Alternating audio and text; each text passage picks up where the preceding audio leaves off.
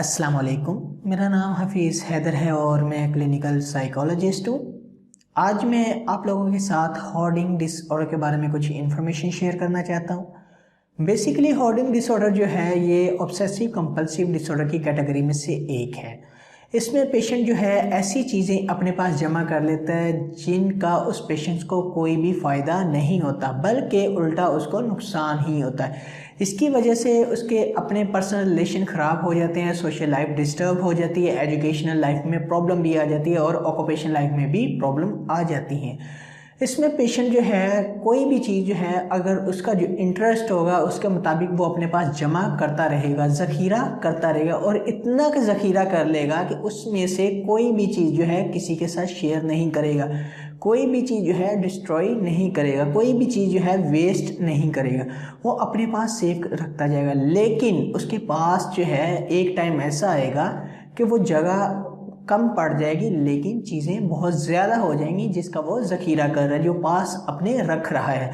इस तरह के पेशेंट जो है मोस्टली न्यूज़पेपर, कोई पुराने कपड़े, कोई पुराने जूते, कोई पुराने साइकिल, कोई भी चीज़ जो है वो जमा कर सकते हैं।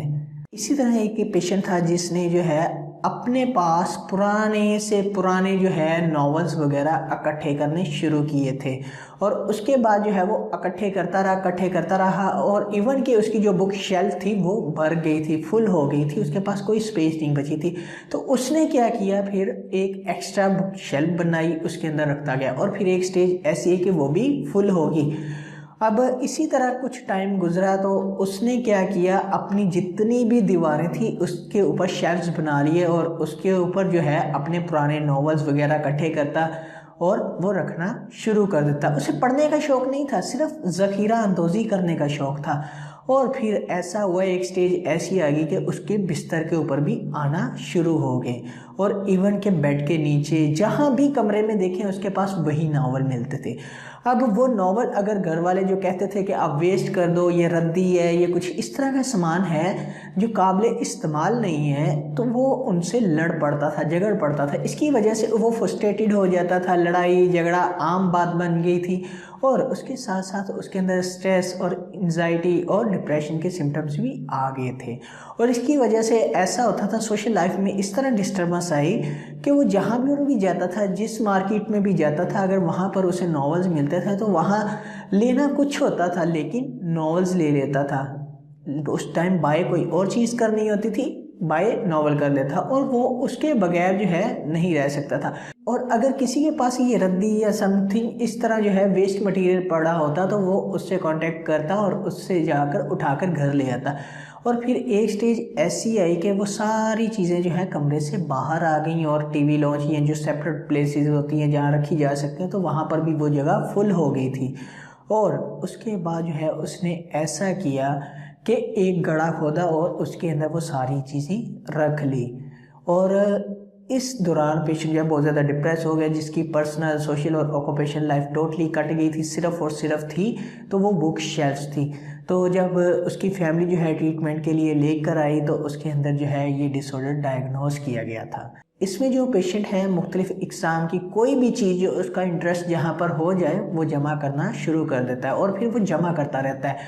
उसमें से उसे परेशानी तब होती है जब कोई उसे डिस्ट्रॉय करने का, फेंक देने का, वेस्ट करने का कहता है। उसकी वजह से वो फ्रस्ट्रेटेड हो जाता है, उसके अंदर एंजाइटी आ जाती है, डिप्रेशन आ जाता है और उसकी वजह से वो जो है रिएक्ट करता है और जिसकी वजह से उसकी पर्सनल, सोशल, ऑक्यूपेशन लाइफ में डिस्टर्बेंस आती है।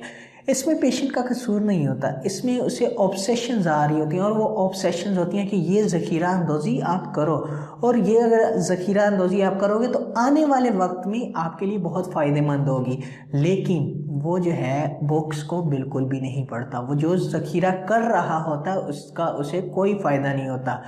सम टाइम ऐसा होता है कि इस तरह की बाज़ लोगों को हॉबीज़ भी होती हैं, तो ऐसा भी देखा गया कि अक्सर केसेस में कि पहले शुरू में जो है घर वाले, फैमिली वाले और जो फेलोज़ हैं वो उन्हें सपोर्ट करते हैं इस तरह की चीज़ों को सामने लेकर आने में। जिस पेशेंट्स के अंदर इस तरह के सिम्टम्स हों तो वो सपोर्ट कर रहे होते हैं क्योंकि उन्हें लगता है कि हमारा जो कॉलीग है, हमारा जो फ्रेंड है, हमारा जो फैमिली मेम्बर है उसको शायद पढ़ने का शौक़ है, इसलिए वो चीज़ों को इकट्ठा करता है और इन्फॉर्मेशन हासिल कर रहा है, लेकिन एक्चुअल में वो इन्फॉर्मेशन हासिल नहीं कर रहा होता। इसके पीछे डिफरेंट काजेज़ होती हैं, जेनेटिक्स होती हैं, बिहेवियरल प्रॉब्लम्स होती हैं, एनवायरमेंटल फैक्टर्स भी बहुत ज़्यादा अफेक्ट करते हैं और इसके अलावा और भी बहुत सारे काजेज़ होती हैं। तो अब मैं बात करता हूँ इसके ट्रीटमेंट के लिए। सबसे पहली बात तो ये है कि पेशेंट के अंदर जो है अगर इंसाइट होती है तो वो इतनी अच्छी इंसाइट नहीं होती। जितने भी पेशेंट जो है इस डिसऑर्डर के अंदर डायग्नोस किया गया उनके अंदर जो है पुअर इंसाइट होती है। पुअर इंसाइट का मतलब ये होता है कि पेशेंट के अंदर कोई भी अवेयरनेस नहीं होता कि ये जो है एक जहनी मर्ज है। तो इसलिए अगर जो है सबसे पहले फैमिली उन्हें कन्विंस करके ले आती है साइकोलॉजिस्ट के पास या किसी और तरह, तो साइकोलॉजिस्ट सबसे पहले फैमिली काउंसलिंग करता है और फैमिली काउंसलिंग के बाद जो है पेशेंट के अंदर इंसाइट बिल्ड करता है और फिर जो है एक थेरेप्यूटिक प्रोसीजर के ज़रिए उनके स्ट्रेसेस को आइडेंटिफाई करके उनके ऊपर वर्क करता है, जिसकी वजह से उनके स्ट्रेसेस अगर रिजॉल्व हो जाएं तो पेशेंट अपनी नॉर्मल ज़िंदगी गुजारने पर आमादा हो जाता है। तो होर्डिंग डिसऑर्डर जो है वो पेशेंट के अंदर एक ऐसे ऑब्सेशंस पैदा होते हैं कि जिसमें वो चीज़ों को ज़ख़ीरा अंदोज़ करना शुरू कर देता है।